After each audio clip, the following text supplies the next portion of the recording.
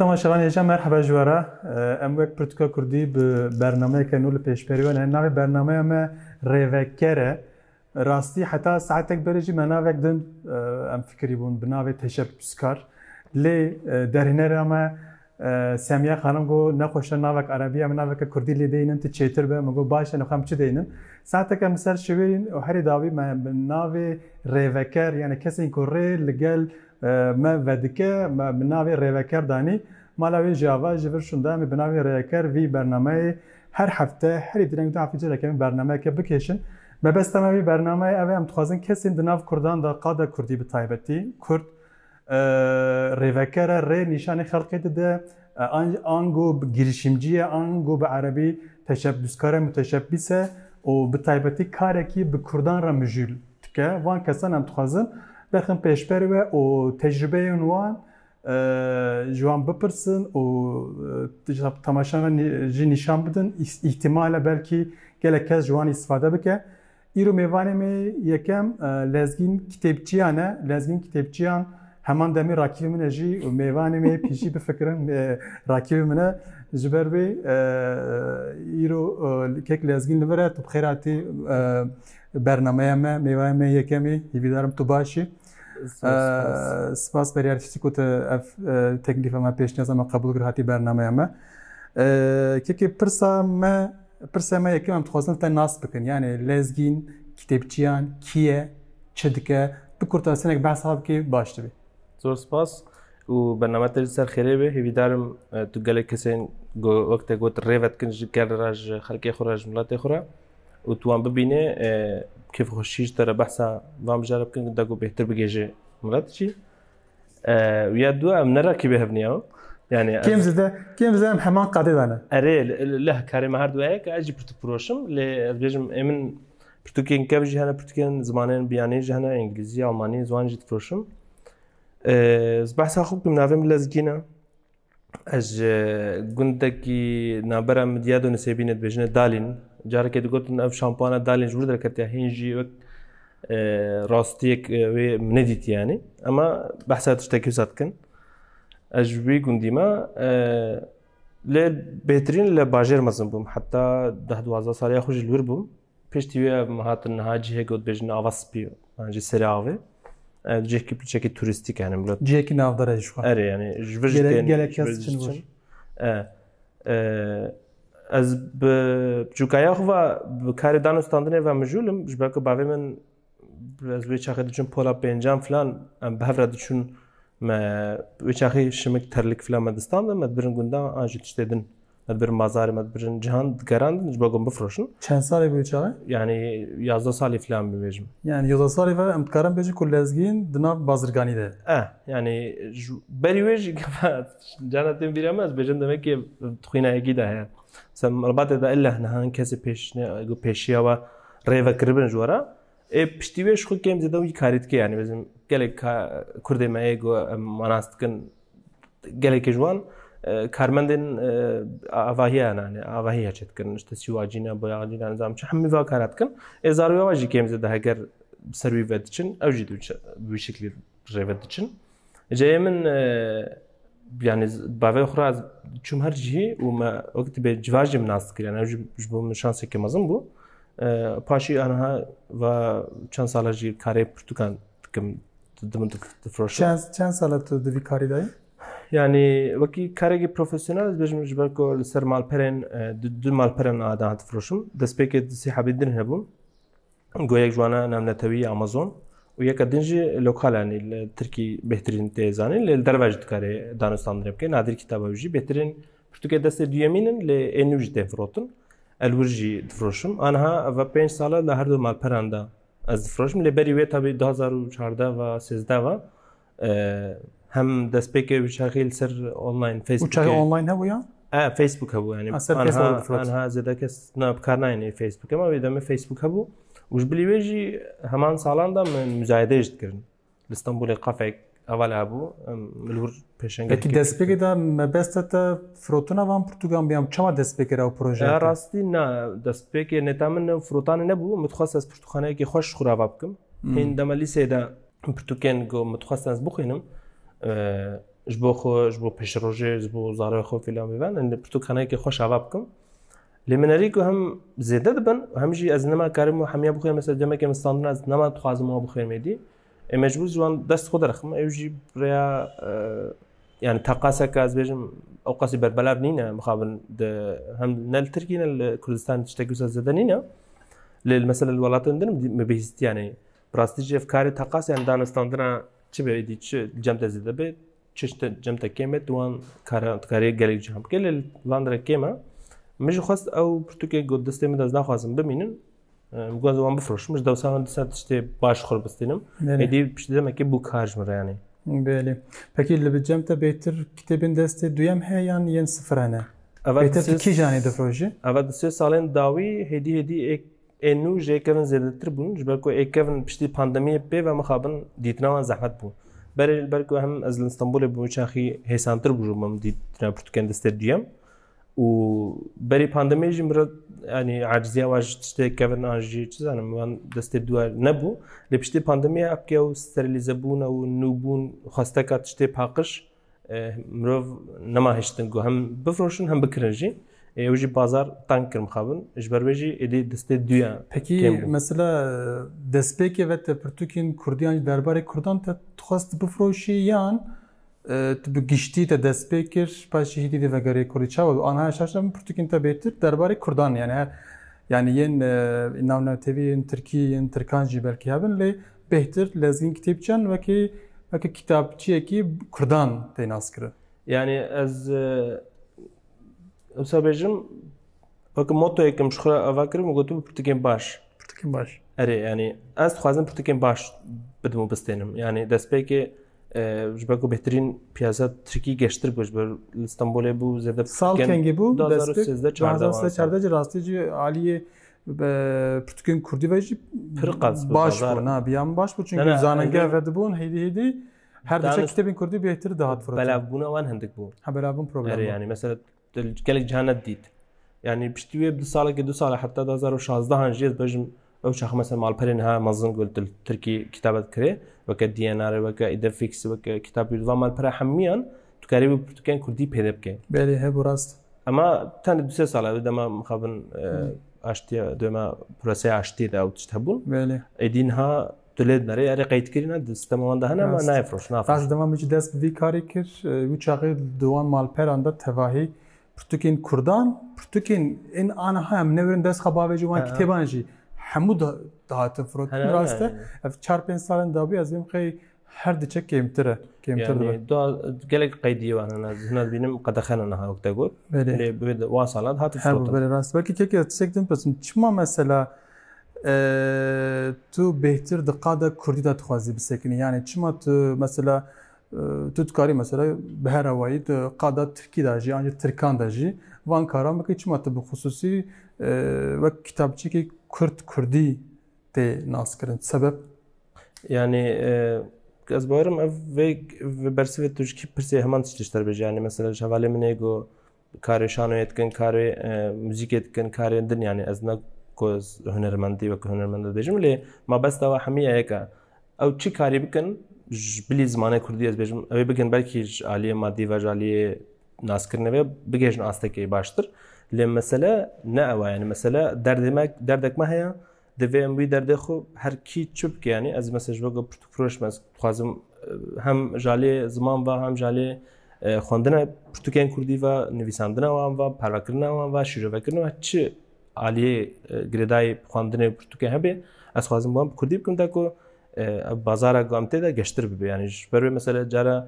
هند بیشتر پرتوکین صحافه کدین در کیوان از به کیف خوش دبم يعني بلا هر سری کوچه کی برای پروش بگیرن يعني نتنه وكم متى بفرطن بكريا مثلا نبر ببلاف كرن يعني هم علي خواندني و برا بيش كي مراتك مخابن خواندنا ما كيما يعني كيم بخن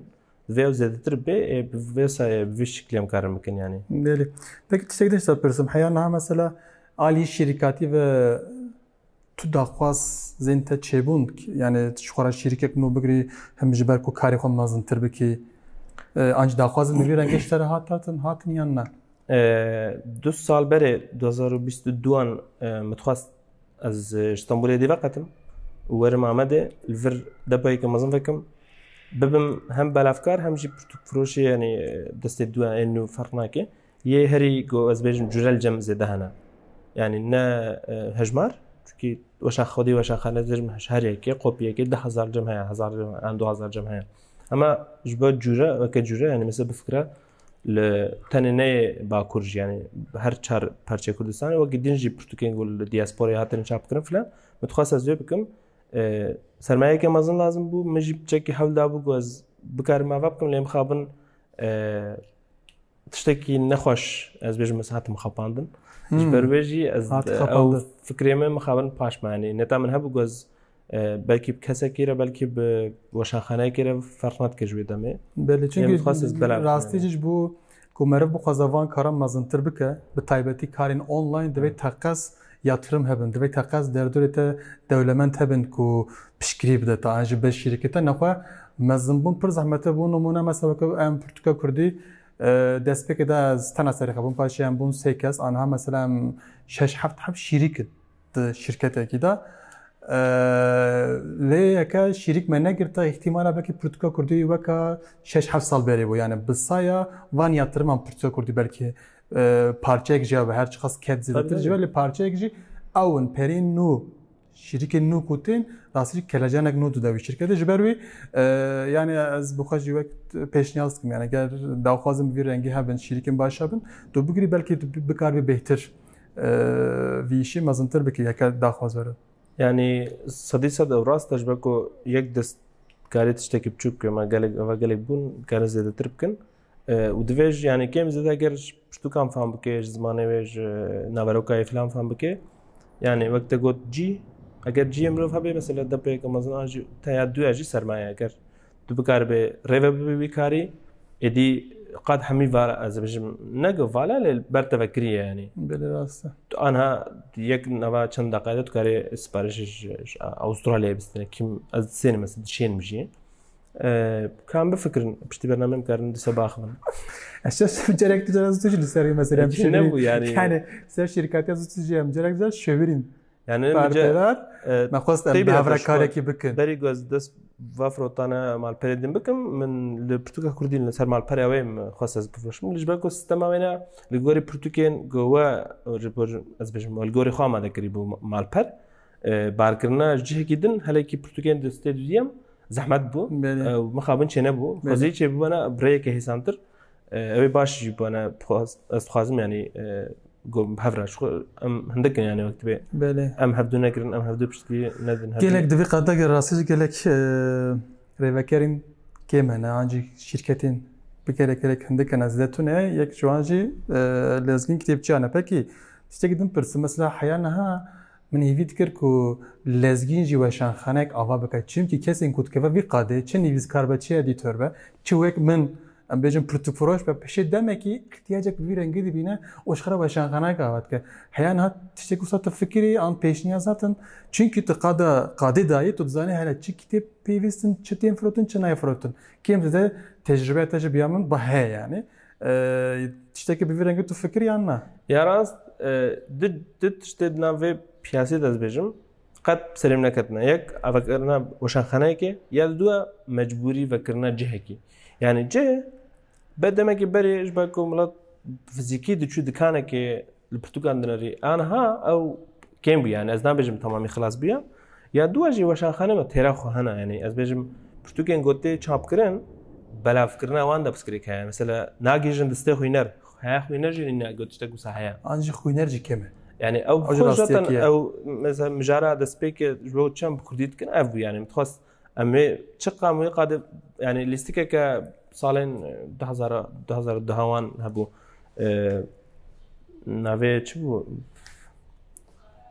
وك امبايرنا تشتكي بالانجليزي ليستيكا انجليزيه ليستيك بشكل دتشي هل تشخاص تكشفت كي او طاريه كدسبيك كده تشخاص كشفت كي تفتكي او در روناهیتر به یعنی منطقه پرهیسانه تو چه قضیه در دور وید مسئله و ایگو کردی و نویسندنی و بخواندنی و بشیر و کردن فرها بکه او قاسی اوی از بجم کریاره تهبن اوی خویناره تهبن هات وشان خانی هات نویسکاری هات فروشکاری فرق نک یعنی چه به دوی او قاد به پیشی به بلاف کردن یعنی از بيجم 20 خوينر هنا ميناك ددم بقي وشانخانه وشانخانه تو كلا جانتر 25 حب وشانخانه هنا ها وشانخانه بيتر انا يعني مثلا دمك يجبا قلت كون فيسكارين كردان خوينر ريوان زدترن راست يعني اريز نابجم بلا خزيبكم زيادتر جبن لدفي او رياوان بيفكرن داكو زيادتر بلا بن يعني قلت از نهايه كيف وينكو بروفيشنال تخبط نجي دفي ورن مثلا كان وشانخانه ما انو وبنا انها بناف زيز وبويا مثلا پال وبو راستیجی تخبطن یعنی حقیقتا کدیدن و تنی توازن کردی چاپ بکن افجی جبو قاده ادبیات کردی کیف خوشیه که شنازیه که بیامن گر وشانخانه بوک وان تف نگره یعنی وشانخانه که راستیجی کو پروفسیونالی تف نگره بیامن هیچ فنه بن چتره یعنی از وک وشانگرک انجی وک پرتکا کردی تکارم ببرهاتی بجم چون گنک وشانخانه من مخابن پرتوگین گرک برباد درخن حتی در ناخن یعنی تانی برکه یا کتاب وکه هیت خویی لی مخابن قادی بهتر قرشت کن وشانخانه بیورنگ در نکون چتره تو دبی یعنی از وشانگری نفکریم جبر کو احتیاجک بیورنگی يعني ناج بالكو تراخو هنا يعني تراخو هنا الجوري من تقز بسكريك عول بي بلعب يعني بسايا فوارا بسايا مهرجانا بسايا شو زانم يعني اي اونلاين يعني نمجبوري تاني فيزيكي بله بهتر فيزيكي جي بك اسبس كدنش سبرسن هات وقت قلت نيز 10 سنه دو في قاده داي وقال لك بتايبتي باشانخانه كردونه قطه حميان راجي تخبتي حميان باش ناس كبياته Abdullah Keskin serkeftitre Ali ve Şengeri diyen Lale Ale serkeftitre. Ali ve Şengeri de. Çünkü çima her dükkanda bejim anha ve Şankhani meyin embejin desi habin mazın hanın. Yek jwan avestaya.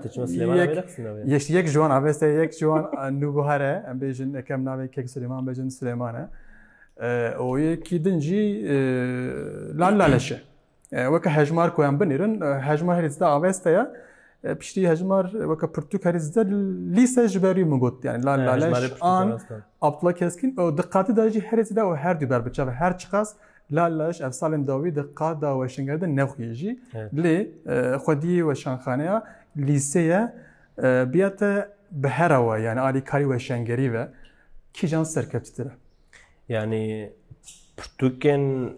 لیسه حتی 4-5 سال برجی گلی یعنی وقت به رقابتك خوش نبرة وده بو أما وقت قلتهم في بيج صار داوي مجموعة كم بنا من فيسكاري وانجلك براف بون يا أفستاجي أزوكي قبله مجيرانه هفن يعني مش همان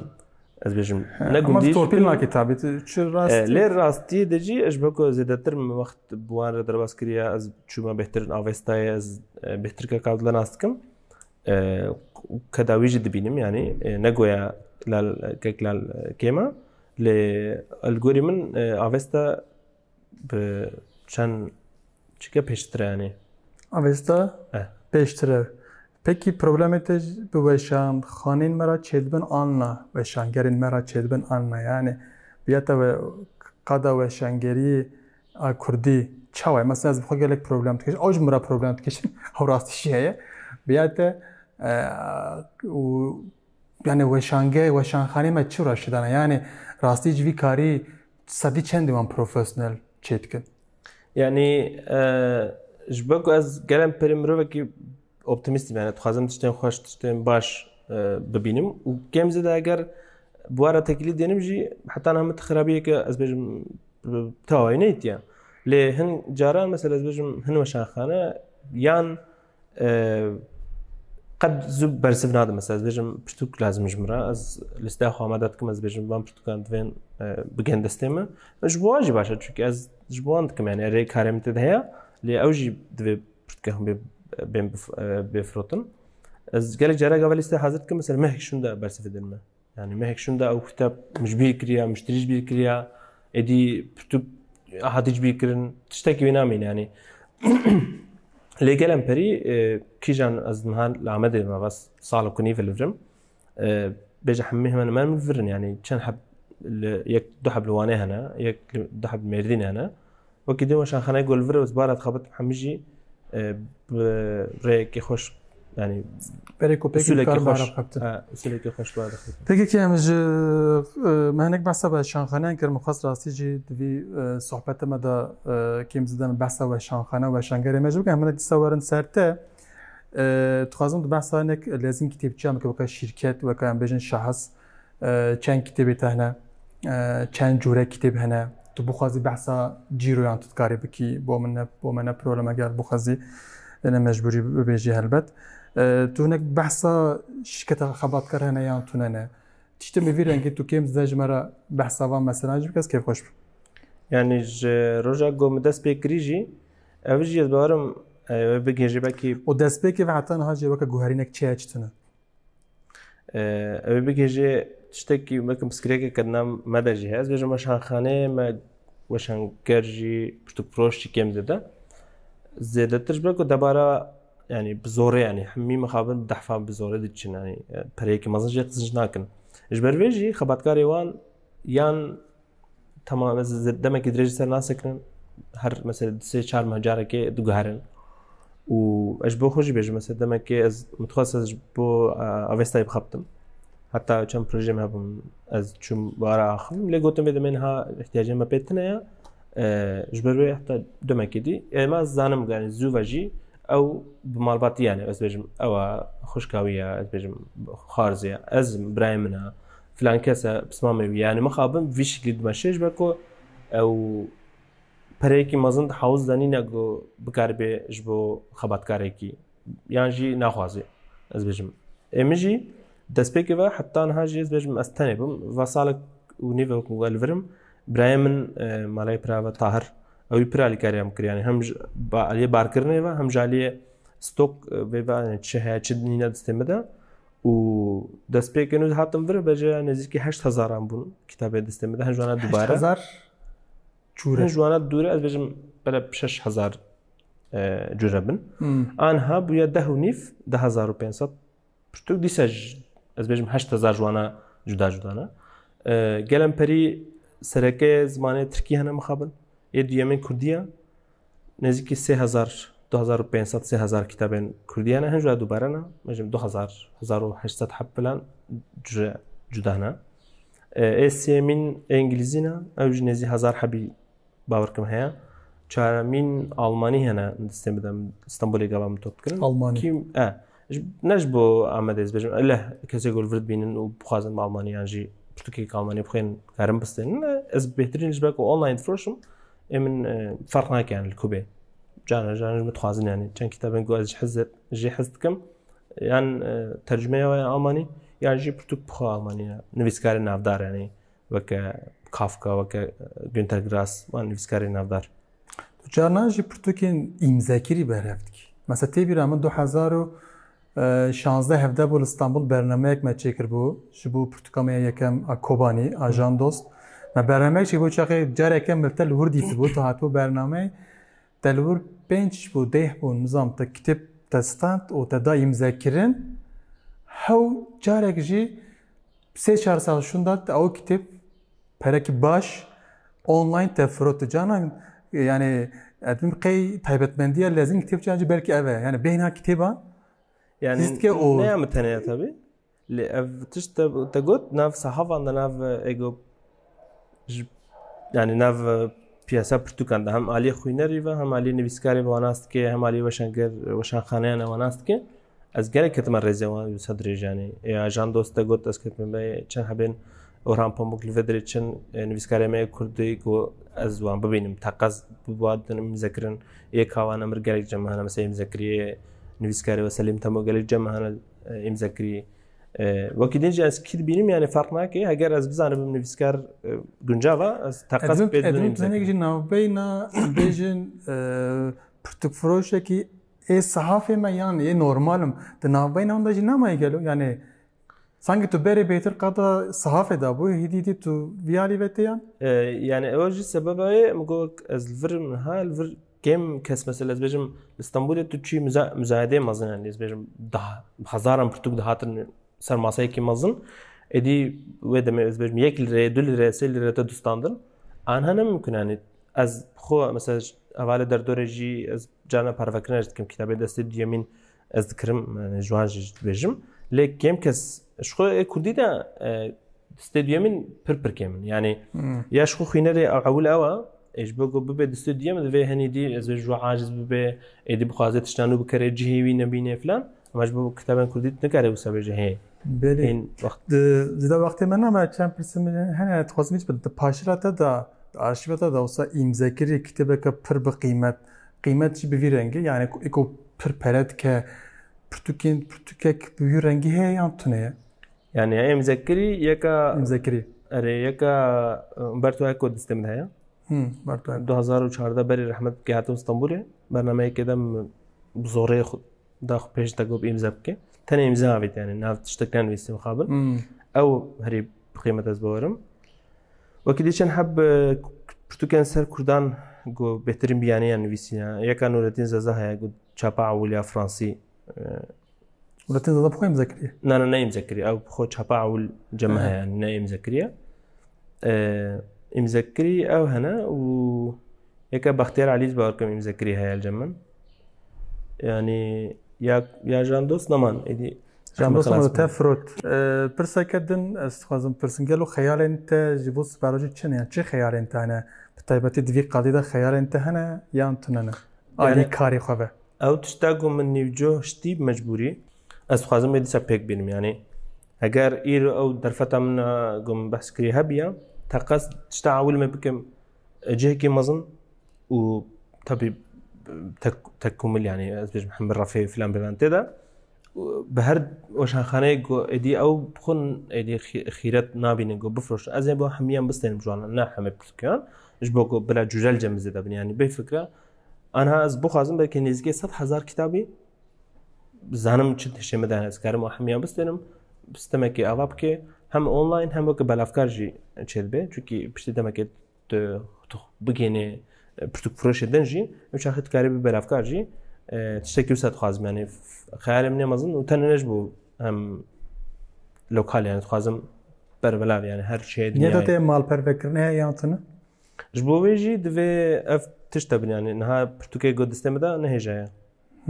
دا تياتنك افجي هي مثلا وك پیشنیاز بیا من مرف دج مال درکه و بکه قادی مرف بهتر کنسانتریش خود مثلا از وقتی که دست بگیرم مالا من دا بو جیگ 6 متر قرار بو پاشیتم درباسا کی درباسا مال کی بون اوجی مال بو میوان دهاتن جی چایدای نجتنه بو جبر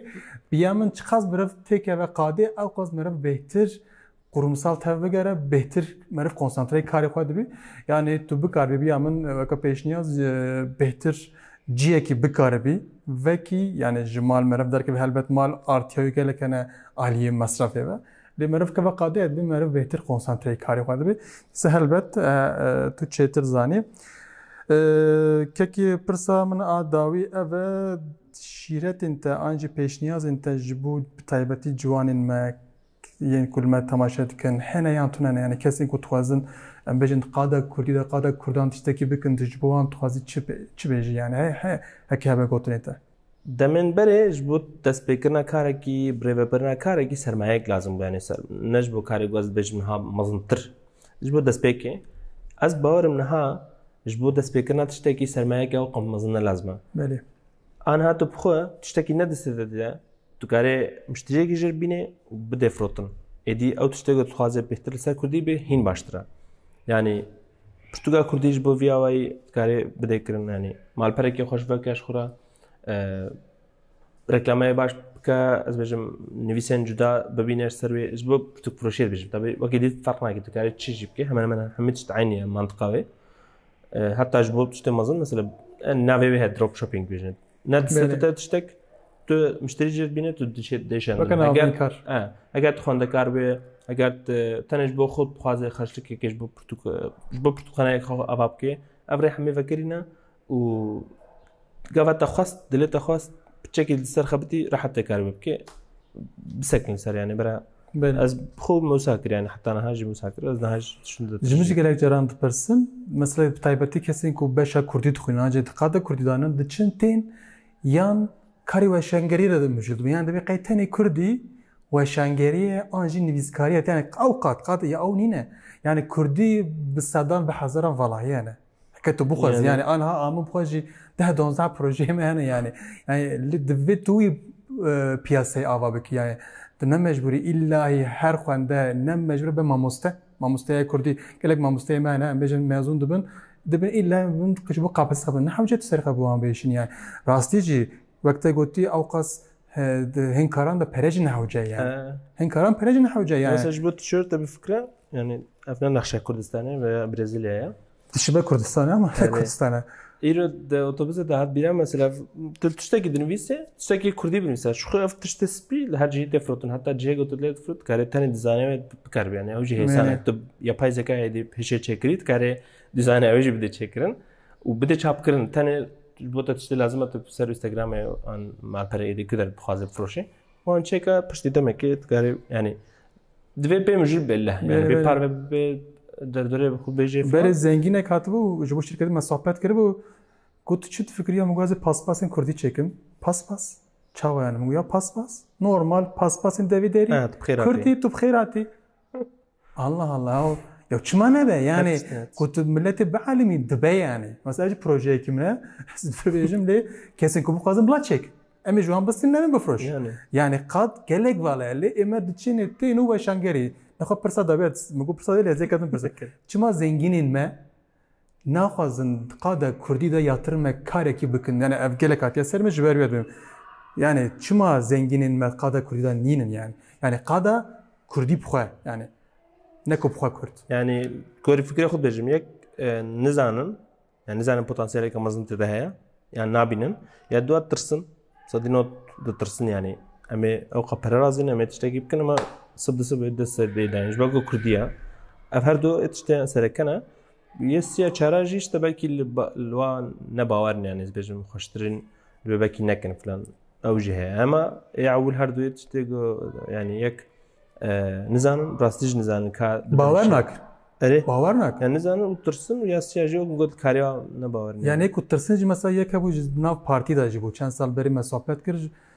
tu tirsî divê bawer gelo devlet li servetê yan nayê ya çima bê ser me her tişt me fermiye em şirketin limîte şirketin vergî bi her çipe yani bo me problem tun yani em karekî siyasî jî nakin yani normal pirtûkên ku neqede xebin yên din tevahî ji qeynî pirtûkên tiştên din jî helbetiyê me hene em difroşin lê yên di nav tevger de nav partin yani millet yani ku di nav vê qadin jî tirsin ez cî ecib mayê dimînim gotinekî te a dawî hebe keremke ez ê biqedîm na zor spas dîsa ji bo mêvandariya mezvaniyeta ez kêfxweş bûm got hatim vir qala van tiştê kêm zêde pê zanîn hêvîdarim dem dirêj beyanî bername te gelek spas kekî min mala te ava temaşevan hêja matin dawiya bernameyê xwe ev bername me yeke muhîbît kim li gor dilê we be heke qusir me çiviye efû bikin lezgîna jî spas kim ku li me nêşikand hat beşterê bernameya bû derhênera me Semiya Hemedî spas min ji bo navê rêvekerê mala wê jî ava hîvî dikim bername li gor dilê be heta bernameyeke din bimînin di nav xêrxweşî de em ê dibin vî vîdeoyê de linkek parve bikin heke hûn jî bixwazin beşterê bernameyeke bi vî rengî bibin ji kerema xwe ji me re binivîsin em ê we veqînin hîvî dikim em ê bu ara jî bernameyekê jî bikişînin bimînin xêrxweşî de êvara xêr